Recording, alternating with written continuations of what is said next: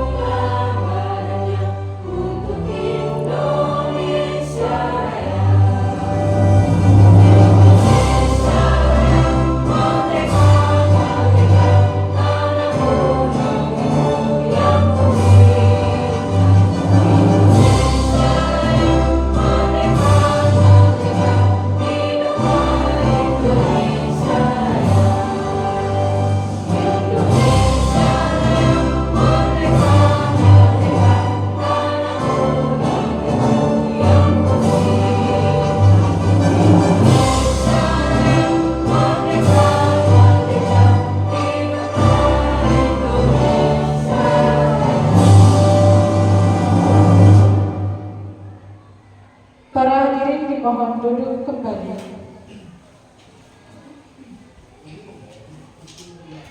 Acara selanjutnya yaitu kata sambutan yang akan disampaikan oleh Bapak Kepala Sekolah UPT SMP Negeri 3 Koto 11 Tarusan. Kepada Bapak disilakan.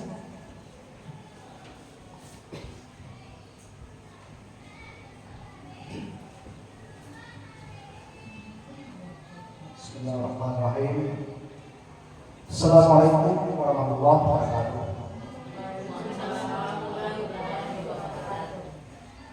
Yang menghormati Bapak Ibu Majelis Guru dan Pegawai terus terusan.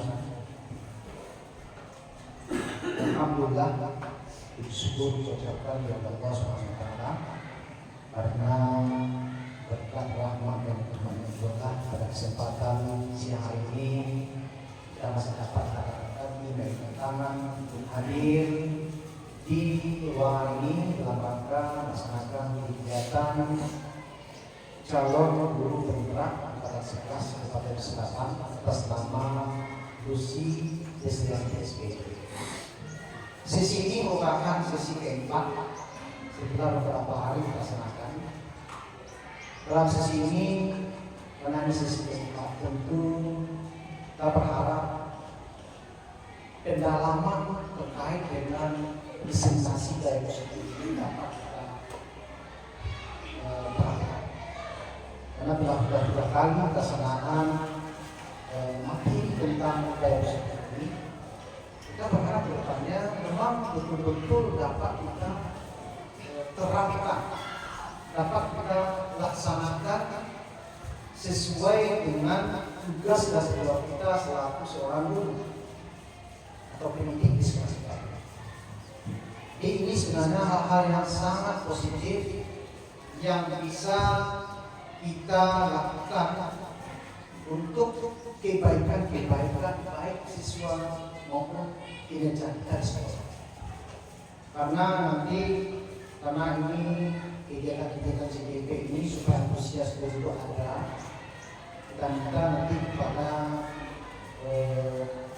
pengelola komunitas belajar atau kombel usaha dan kawan-kawan nanti mendapat kegiatan ini itu bisa kita buatkan semacam sertifikat, karena ini kan 4 kali kegiatan, kemudian ada 1 jam, itu ada 4 jam. Saran untuk itu kan ada 2 jam. Jadi artinya apa? Artinya bisa kita buatkan sertifikat untuk kegiatan ini, sehingga kita harapkan nanti ada antusias dari guru untuk mengikuti ini. Jadi tidak hanya kegiatan ini tidak hanya milik dari CGP, tapi ini milik kita semua. Bisa kita kaitkan dengan komunitas belajar, karena ini guru kita kan butuh juga untuk kinerja. Maka melalui kegiatan ini kita berharap dapat bermakna yang baik kepada sekolah, siswa maupun stakeholder yang ada di sekolah kita. Dan kita, walaupun yang ada kita sekarang tidak semua guru, kita berharap kita yang mendapatkan materi tentang ini, itu dapat kita berdiskusi juga kita dengan yang lain. Kadang-kadang kan yang lain belum mendengar maksud dari hal yang akan dibahas ini. Dari kita nanti, dari Bapak Ibu yang hadir di sini, bisa kita bersama-sama dengan sambil-sambil cerita. Saya tadi mendapatkan materi tentang diskusi dan positif. Apa ceritanya? Jadi daripada kita cerita tidak tahu, tidak menentu. Yang sifatnya adalah mengubah ya istilahnya, mengubah ya. Jadi artinya ini bermanfaat, sehingga nanti ilmu itu kadang-kadang kan tidak hanya kita berikan pada siswa, tapi kita saling berbagi dengan ilmu, dengan apa yang terdapatkan sekali dengan guru-guru lain. Itu salah satu hal yang sangat positif. Jadi kita berharap memang ini kegiatan ini sangat positif sekali sebenarnya. Kalau dapat nanti kegiatan kita selanjutnya adalah kita cari waktu, kita anggap kombel. Kita kan ada jadwal komunitas belajar segala macam. Jadi seluruh guru dapat, tidak hanya 10 orang, walaupun minimal di CGP itu kan 10 orang, tidak seperti itu. Tapi kalau dapat seluruhnya di kegiatan selanjutnya, saya sebagai pimpinan nanti selalu koordinasi kapan waktunya, kita cari waktu.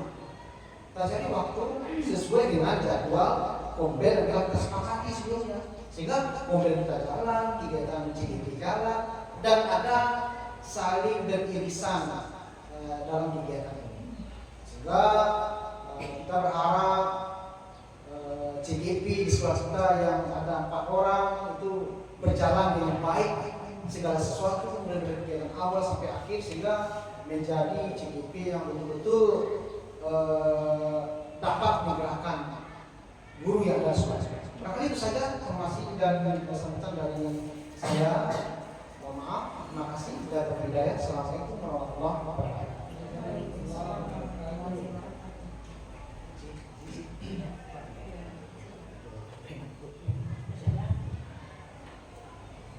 Terima kasih kami ucapkan kepada Bapak Kepala Sekolah. Acara selanjutnya, materi yang akan disampaikan oleh pemateri pada acara kita hari ini kepada Ibu Lucy Desriani SPD, disilakan.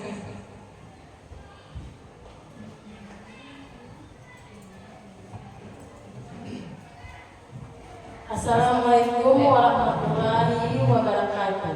Waalaikumsalam warahmatullahi wabarakatuh. Puji syukur marilah kita sama panjatkan kehadiran Allah Subhanahu wa taala yang telah melimpahkan rahmat dan berkumpul di ruangan ini. Salawat dari dan salam telah kita hadiahkan kepada Nabi besar kita yang hanya Nabi Muhammad SAW yang telah membawa umatnya dari alam kebodohan sampai kepada alam yang penuh dengan ilmu pengetahuan. Yang saya hormati Bapak Kepala UPT SMK 311 Terusan, yang saya hormati Bapak Ibu Wakil, yang saya hormati Bapak Ibu Majelis Guru dan beserta staf yang sudah hadir.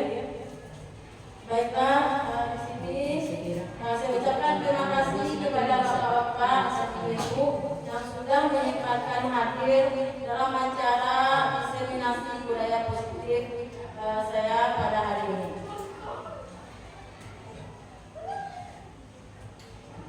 Nah, di sini budaya positif yang saya lakukan yaitu penyebaran pemahaman dan penerapan budaya positif yang ada di SMKN 311 Terusan.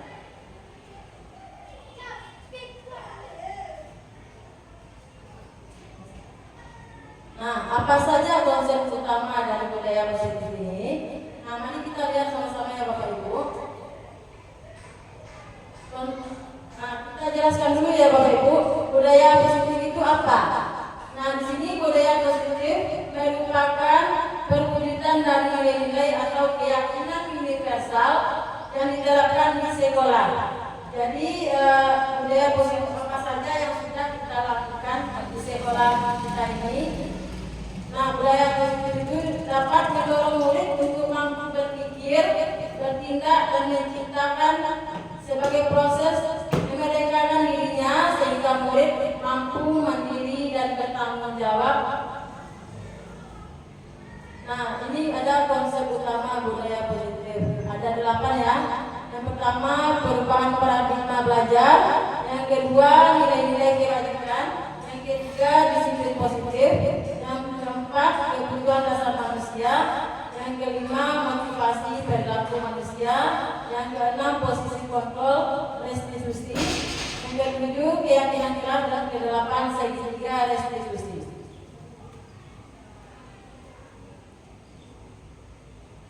Nah, yang pertama yaitu pembelajaran dengan paradigma baru. Di sini pembelajaran dengan paradigma baru merupakan pembelajaran yang dirancang berdasarkan prinsip pembelajaran berdiferensiasi, sehingga para peserta didik belajar sesuai dengan kebutuhannya. Nah, di sini kita akan mempelajari paradigma baru ini dengan prinsip pembelajaran berdiferensiasi.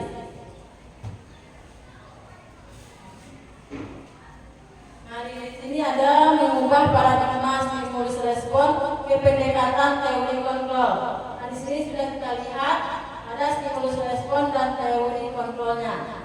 Contohnya saja realitas atau kebutuhan kita semua, stimulus responnya, dan teori kontrolnya realita atau kebutuhan kita berbeda. Jadi setiap kita itu memiliki kebutuhan yang berbeda dan stimulus respon kita terhadap diri kita sendiri juga berbeda. Ya Bapak Ibu. Selanjutnya, yang kedua, nilai-nilai kebajikan.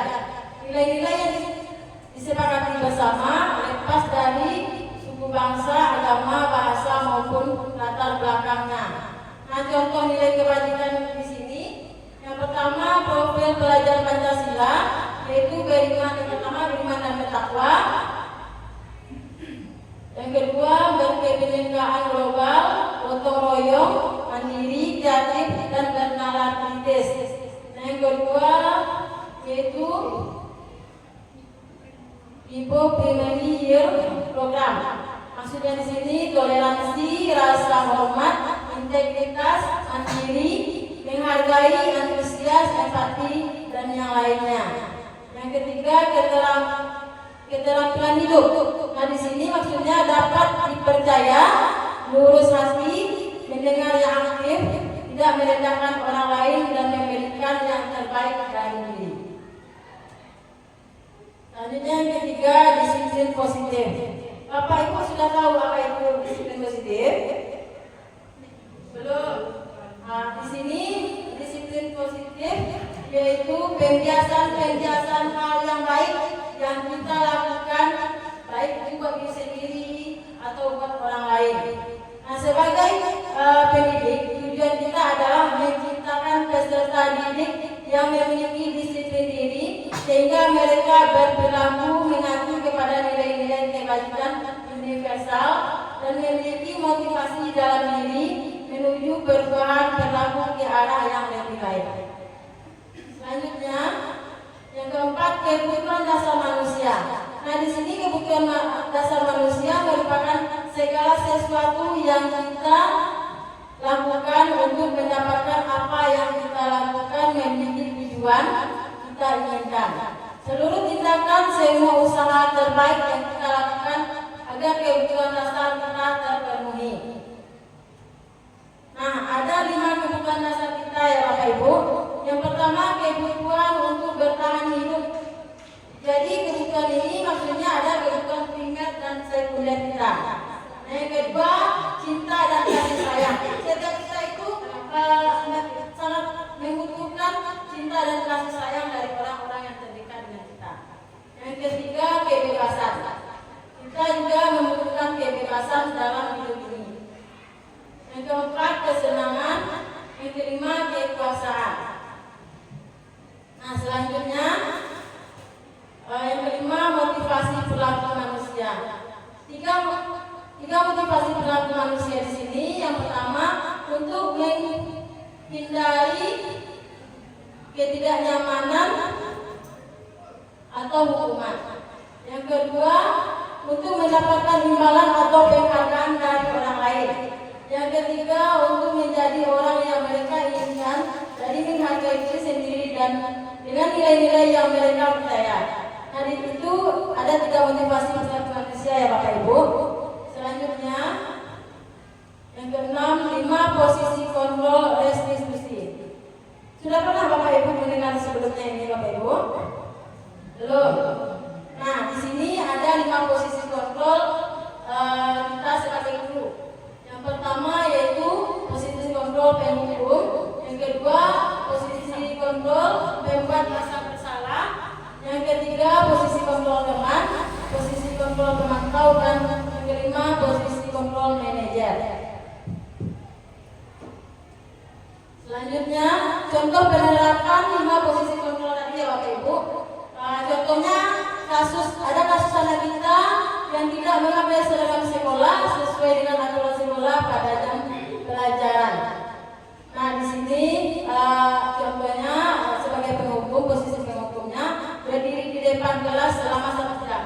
Misalnya kamu berdiri di depan kelas selama 1 jam ya, kemudian isi poin ini setelahnya. Itu termasuk posisi penghukum ya Bapak Ibu. Yang kedua, posisi pembuat rasa bersalah. Contohnya, berapa kali Bapak harus memberitahu kamu, tapi kamu selalu saja mengecewakan Bapak atau Ibu. Nah, di sini kita sebagai posisi pembuat rasa bersalah. Selanjutnya, posisi kontrol teman.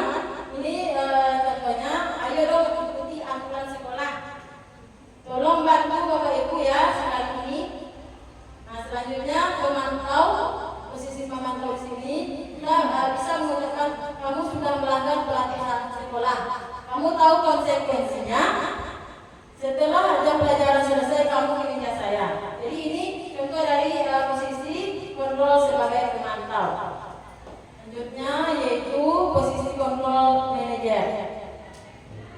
Contohnya, apa kamu tahu kesalahan kamu? Jadi kita tanya dulu apa kesalahannya ya Bapak Ibu. Kira-kira bagaimana kamu untuk memperbaiki kesalahan kamu. Jadi setelah itu kita tanya solusinya dari dirinya sendiri. Nah, jadi pertamanya kita tanya kesalahan anak kita itu.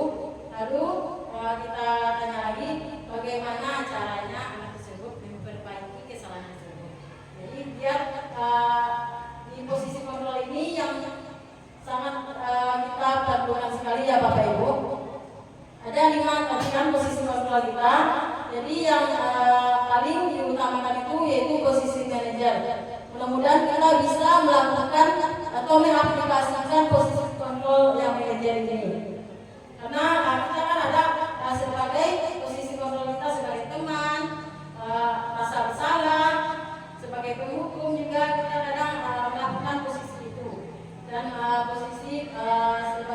pemantau. Jadi kita maksudnya pemantau di sini hanya melihat atau yang sudah saya berikan contoh tadi. Selanjutnya, posisi kontrol apakah ini? Nah, Bapak Ibu sudah lihat ini kan? Kamu tidak akan pernah mendapatkan nilai jika tidak mengerjakan tugas. Nah, menurut Bapak Ibu ini posisi kontrol yang mana? Apakah arsitek hukum, manajer, merasa bersalah? Merasa bersalah Bapak Ibu? Apakah hukum? Kalau hukum kan langsung. Yang mana posisinya Bapak Ibu? Penghukum. Ya, betul sekali Bapak Ibu. Ini adalah contoh posisi kontrol penghukum. Contohnya, kamu tidak akan pernah mendapatkan nilai jika tidak mengerjakan tugas. Jadi kita sudah menghukumnya secara verbal. Jadi dengan kata-kata tersebut anak kita sudah merasa mendapatkan hukuman.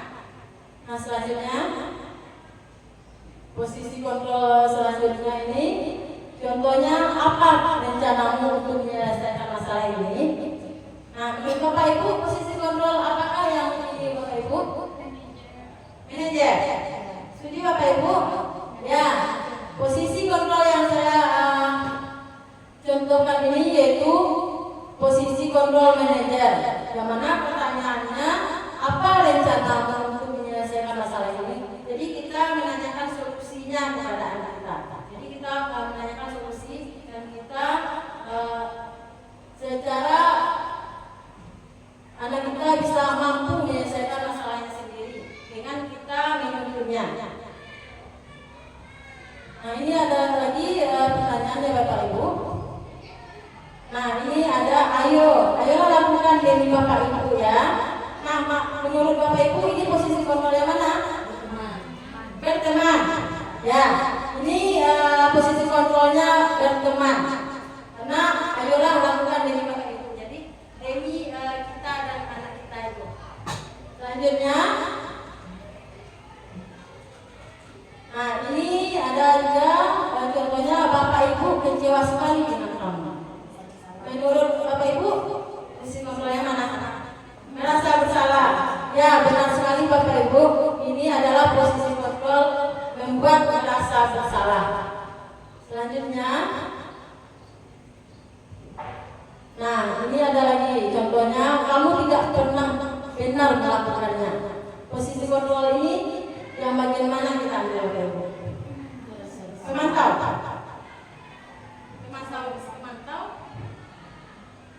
Ya, ini maksudnya di sini yaitu posisi kontrolnya pemantau. Ya Bapak Ibu. Nah, selanjutnya yang ketujuh yaitu keyakinan kelas. Kenapa keyakinan kelas? Kenapa tidak peraturan kelas saja Bapak Ibu? Ada yang tahu?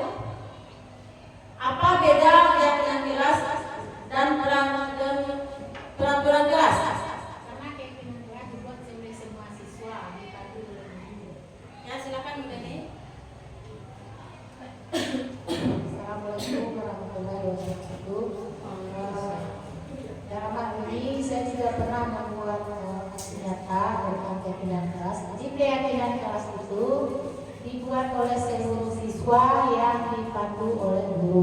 Jadi harus disetujui bersama-sama oleh siswa dan guru. Jadi kalau seandainya ada siswa yang tidak mengindahkan salah satu poinnya, kita bisa baca keyakinan kelas yang kita tempelkan di kelas.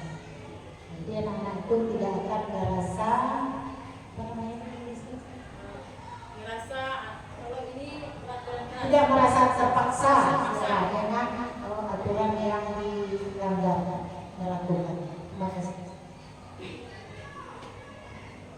Ya, terima kasih kepada Bapak ini yang sudah menyampaikan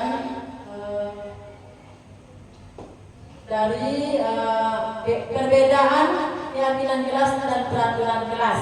Jadi yang dibilang tadi bahwa keyakinan kelas itu disepakati dengan anak-anak kita, sehingga dengan hal itu kita sudah sepakat masih ada juga yang melanggar, berarti ada konsekuensinya ya Bapak ini.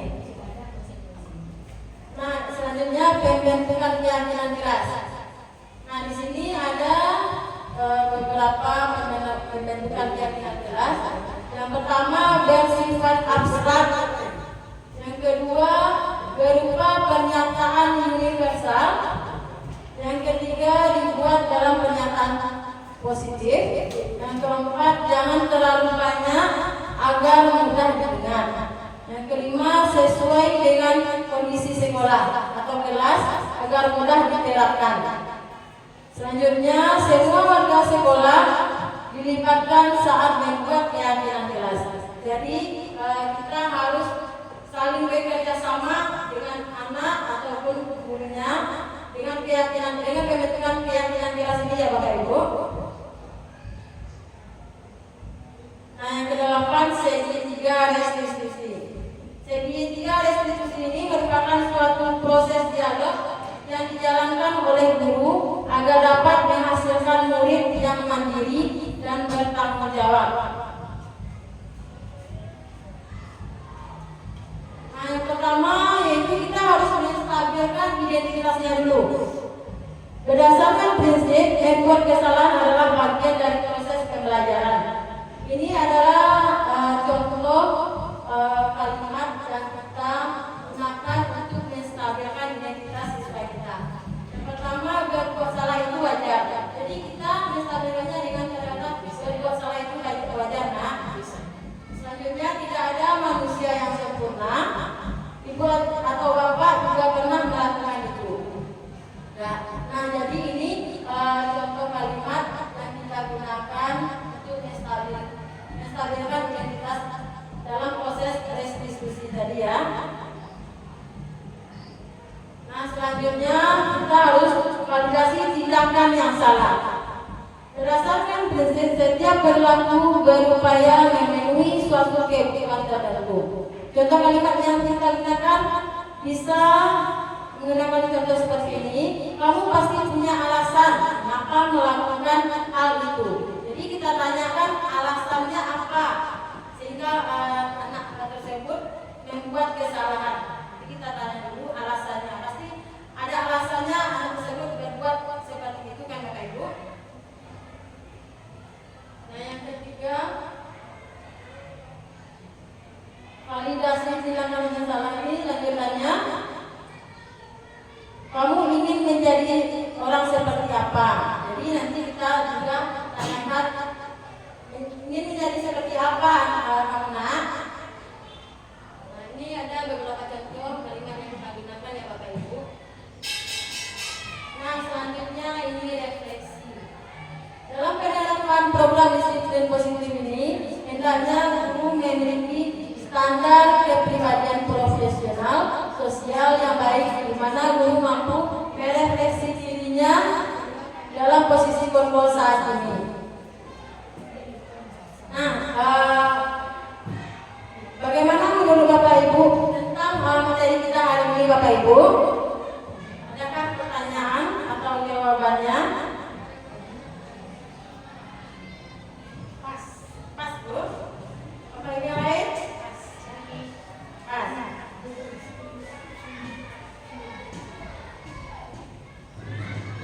Nah, jadi di sini kita dengan adanya pemaparan materi tadi diharapkan kita semua baik saya maupun Bapak Ibu bisa menerapkan budaya positif ini ya Bapak Ibu. Jadi saya juga berharap dengan adanya kegiatan yang kita lakukan di sini supaya kita bisa dapat menerapkannya di sekolah kita ini. Baiklah, terima kasih kepada Bapak Ibu yang sudah meluangkan waktunya. Sekian dari saya, presentasi saya. Saya ucapkan terima kasih. Assalamualaikum warahmatullahi wabarakatuh. Waalaikumsalam warahmatullahi wabarakatuh.